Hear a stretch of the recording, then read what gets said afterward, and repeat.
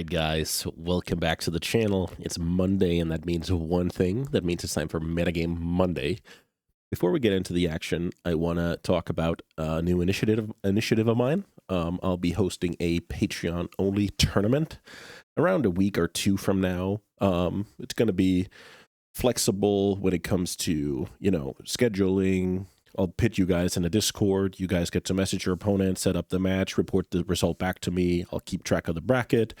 It's most likely going to be a double elimination bracket. Prizes for around the top 4.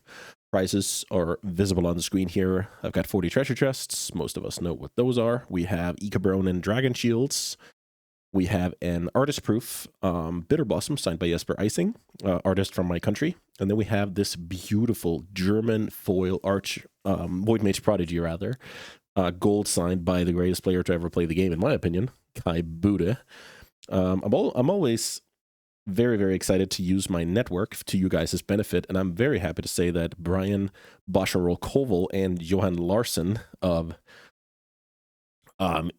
Eternal Weekend EU champion fame have agreed to join the tournament. So basically, those guys will have what you can call a special invite, I guess. And then there's going to be 14 of you guys playing against 2 of the best in the business, in my opinion, and duke it out until the winner is found. So just wanted to throw this advertisement out there. It will require a subscription of $7. Of course, you get all the normal benefits like deck guides, strategy articles, all the other stuff I have on Patreon. And yeah, as you can see here, when it says 1.0, that usually means that more iterations are coming. So yeah, check it out if you're in the market for stuff like that. And if you're not, no problem. Keep enjoying the free content. That is Metagame Monday. So let's get into things. All right, this week we have a fresh set of legacy challenges. We have 5 legacy challenges. Those come with 8 tub 8s, so 8 decks per tournament in the tub 8s, so that's 40 decks in total. I've chosen the video format that is tiny different this time, so let me know how that works. As things stand right now, the metagame consists of Dimir Reanimator, Temur Delver, and Red Stompy on top, all at around 9%. After that, we have Oops Eldrazi and Dimir Tempo alongside Painter at, 4 to 5%. So that is basically the metagame right now. Then, of course, we have our 1%ers, 2%ers that I don't want to mention right now. So with that in mind, let's see how things are going in Legacy. Last week, I highlighted the Death and Taxes deck as a cool solution to a metagame of, let's just handle the graveyard with a ton of cards. Let's be good against Daze, and Force of Will, thanks to Ethervile. Let's be good against Blood Moon, thanks to Basic Lands, and then see what's going on. So let's see if that deck did well. First, let's start off with the graveyard here. I have chosen to put 8 copies of Reanimate here. That's blue-black Reanimator. I don't have Psychic Rock to show that deck anymore. Let me know if there's another card that represents the deck better. We have a single copy of Exhume. That means 1 fast Reanimator and 2 Oops. So that is 11 copies out of these 40 decks that are graveyard-centric. So that is still very much one of the certain things about Legacy. But actually, the next column here is where it gets a little bit more interesting, in my opinion. So Delver has been incredibly popular the previous weeks, but now it's kind of split with Dimir Tempo, Dimir Midrange, whatever you want to call it. And the reason for that is the Dimir deck can actually play main deck Graveyard Hate. Temur Delver can't really play main deck Graveyard Hate. You need to flip your Delvers, etc. But in Dimir Tempo, you actually are in the market for the card type artifact anyway, so Nile Spellbomb slots in nicely. So this week, we have seen a split of Dimir Tempo and Temur Delver when it comes to the Tempo decks. Let's call it the Daze decks. Also, I forgot to mention that this coming week is going to be the Showcase, which is basically the pinnacle of MTGO play, where around 300 players will battle out for the top 8 spots. Those top 8 players will qualify for the Showcase qualifier. And from there, if you top 1, you're qualified for the Magic Online Champions Showcase, something that I was very, very fortunate to do last year. With only 1 player qualifying from Legacy each season, that's like finding a needle in a haystack, but you don't win if you don't play. So definitely go and check that out. What I'm trying to say is there's never been a higher motivation for being well prepared for a Legacy tournament than this coming Sunday's showcase. So let's continue here with the analysis. 5 copies of Mono Red Prison. That's around to be expected. Some weeks it's been 3, sometimes it's been 4. But we can kind of expect this deck. So having a good mana base is still a priority. Then this column. Why did I group these decks together? 2 copies of Necrodominance. Kind of crazy already. 1 copy in Sneak and Show. 1 copy of Mystic Forge. Welcome back, champ. And 1 copy of Mono Blue Omniscience. So I grouped these together because these are basically combo decks that doesn't care about the graveyard. So that makes sense, right? Your opponent is wasting slots on Nile Spellbomb, Fairy Macabre, Leyline of the Void, and then you're just over here comboing them off the old-fashioned way. So pretty cool to see that is kind of finding a hole in the metagame, and some obscure combo decks can actually take down tournaments. Pretty awesome to see.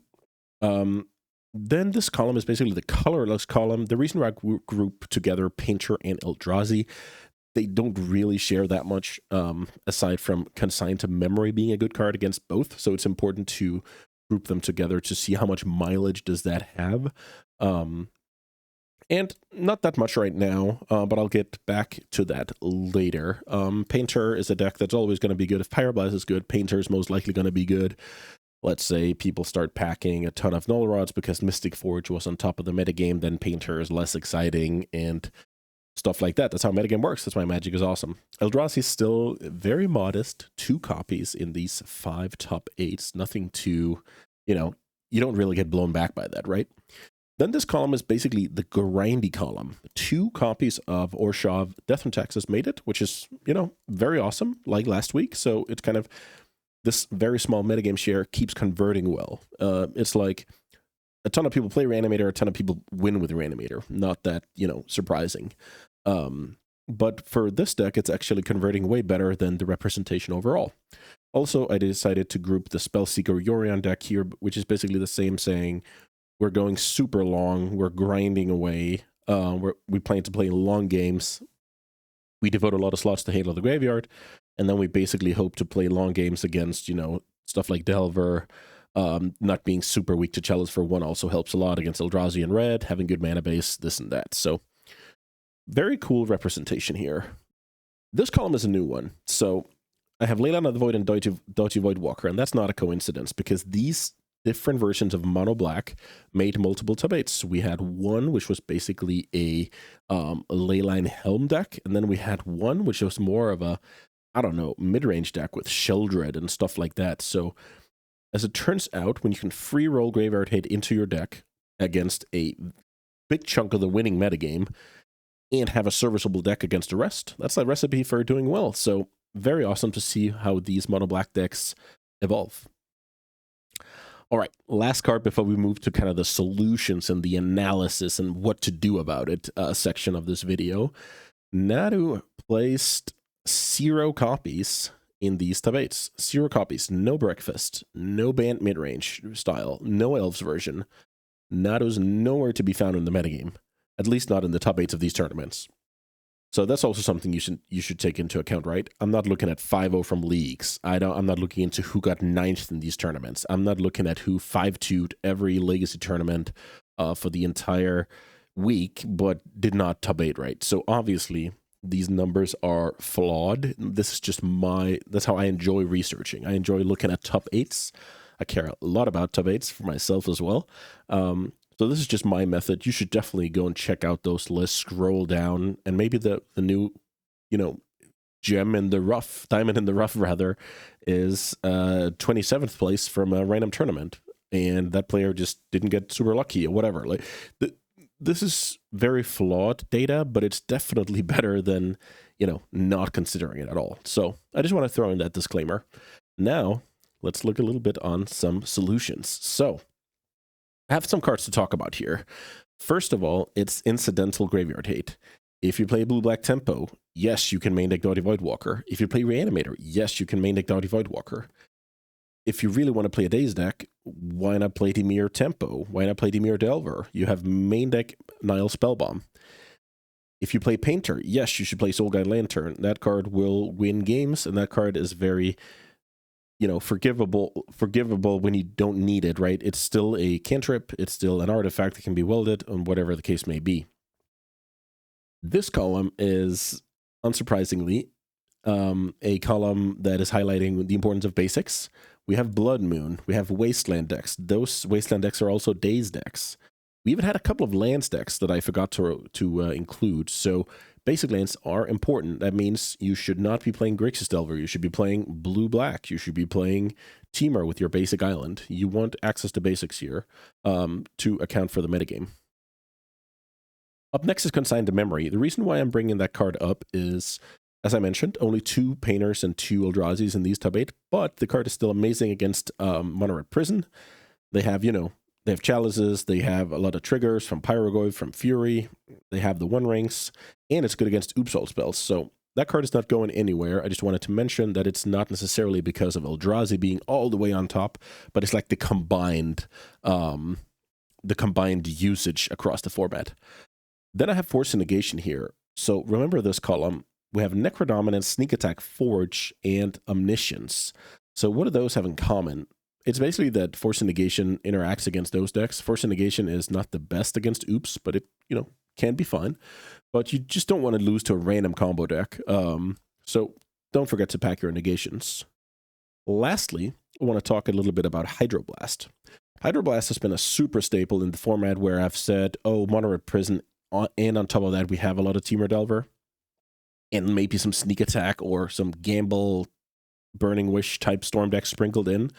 But I will say, if you're cutting your second Hydroblast or you're going from 1 to 0 right now, I wouldn't fault you at all, because especially when people start prioritizing the Nethergoyf builds with Nala Spell Bombs, all of a sudden you have a card that used to be good against the tempo deck of choice, and then maybe it's just a blank. So now is not the worst time to cut a copy or 2 of Hydroblast. That brings us to the conclusion of this video. For some reason, I thought this was rather fast, but maybe I was just efficient today. I even threw in a big advertisement and covered all the results and the solutions, but I guess that's just me getting a hang of it here. I hope you guys enjoyed the video, and let me know about the new format of me visualizing how many copies did well here by adding X amount of cards. If there's any, maybe you're saying, oh, don't use Eldrazi Temple, you should use I Have Ugin to talk about Eldrazi, or don't use Reanimate, find some blue-black card, you should use, what do I know, Troll of Casa Doom, or you should use Tainted Indulgence, or whatever. I don't have the imagination for this kind of stuff, so that's why I'm asking for you guys' feedback. So, what do we know now? We know that Legacy is wide open, but there's a few things certain. You need a good Daze matchup. You need basics to not lose to Blood Moon outright. You need to not fold to various combo decks. You need to not fold to Chalice of the Void for 1, and you need to not have your tournament ended by Oopsol spells like I have countless times the last couple of weeks.